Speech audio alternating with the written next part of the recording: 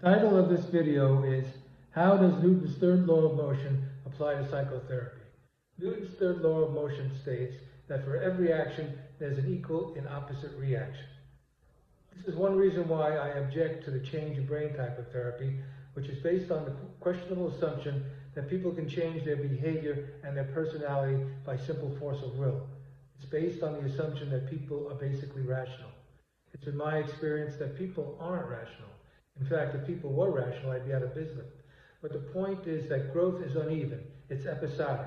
There's steps forward, there's steps back. Reason for that is resistance. We all resist the very things that we want. In my second book, Some People Don't Want What They Say They Want, I talk about how that plays out in group therapy.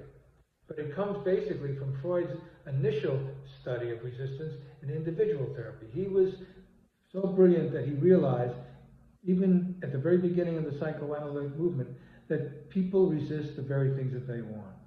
So change of brain kind of therapy may have results in the short term, but in the long term it doesn't work until people realize that emotions are not of the intellect. Emotions come from the unconscious, and people are driven by forces that are out of their conscious awareness. Group holds up a mirror whereby people see how they come across.